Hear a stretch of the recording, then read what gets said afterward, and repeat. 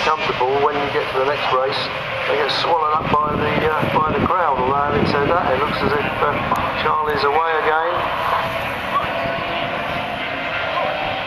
We did see Stuart Day retire earlier on, and Stuart, who is usually one of the guys who gives Charlie a lot of trouble. Now the person who will be, and who was going very quickly and who actually set the fastest lap, was Tony O'Brien, 6:21. You can't miss him. He's on a Vespa, unlike everybody else, and it's bright green. And there he is, in second place, right on cue as far as where I sit.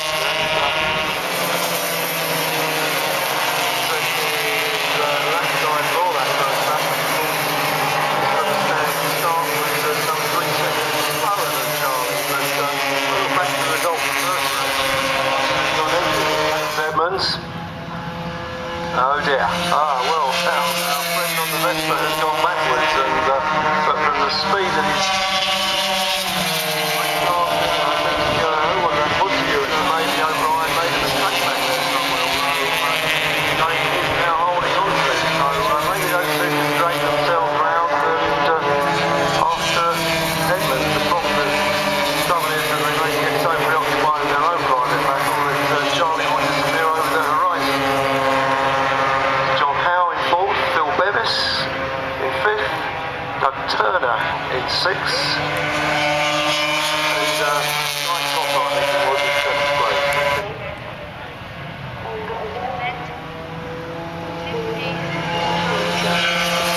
Well, Edmonds doesn't look behind, and he doesn't see anything except tarmac, because the lead has gone out to 5.37. There's another good fight going on, just a little bit.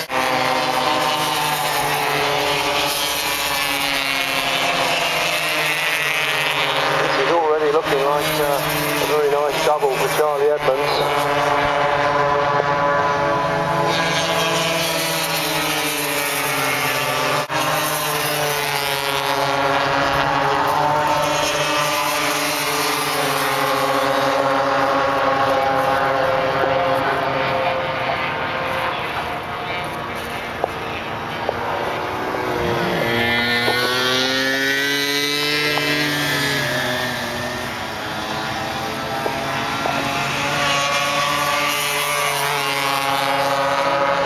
Edmonds has a look, and again he won't have seen anything as the pursuing pair, well in fact not so much a pair now, because having briefly gone behind, got back past and opened up a gap of probably about a second and a half now, in pursuit of Charlie Edmonds, but it's, well, exactly the same gap as it was last lap, 5.38 seconds.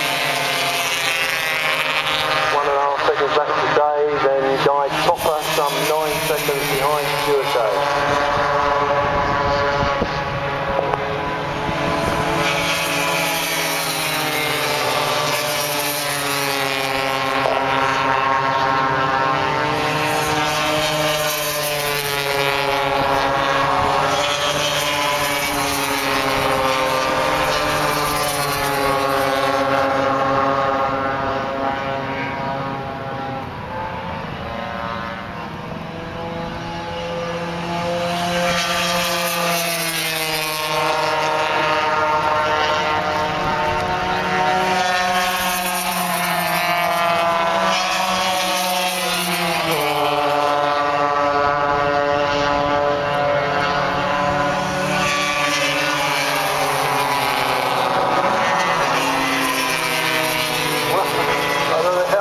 Before that, I think that was scooter number 692, had an absolutely horrifying moment down the straight there. I think that was Doug Turner.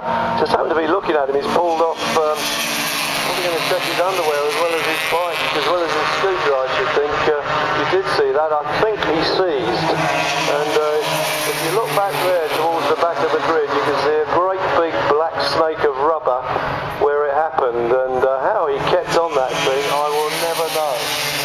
Absolutely locked up, the clutch in, and he was far more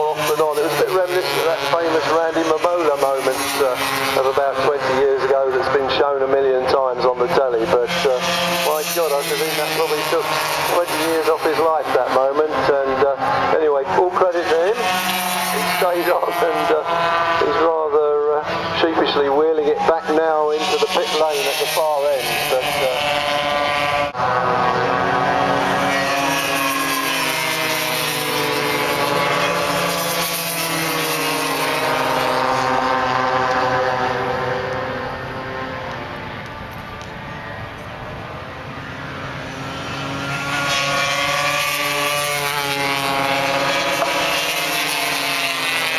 certainly lining up the race, and as I turn my attention back to where we are, the last lap flag has gone out for Charlie Edmonds, 6.3 seconds ahead of Tony O'Brien, and is himself about 6 seconds ahead of the third place man, Stuart Day.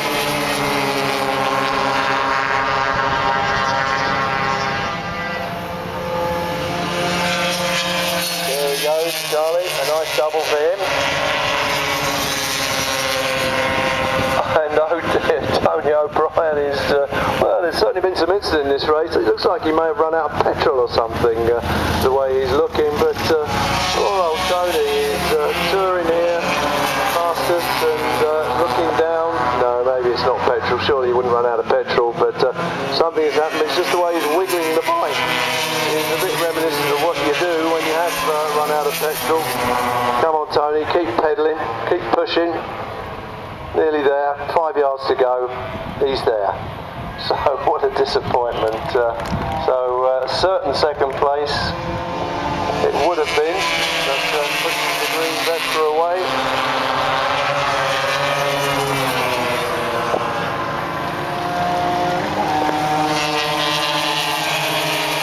So that somewhat changes the result.